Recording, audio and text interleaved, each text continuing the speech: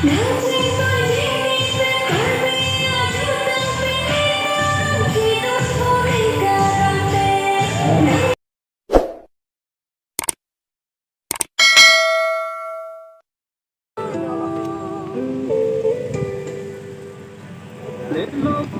Ajang kang ganang bunga, matulitik lộc perlu indah. Lopong ang teknik bilang nijitik lo aso.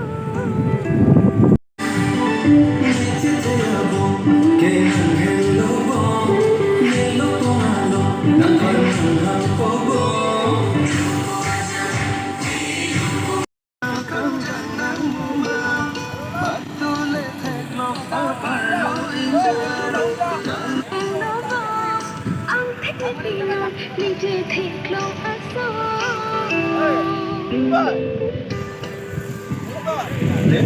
Wala. Tell me pretty lies, look me in the face. Tell me that you love me.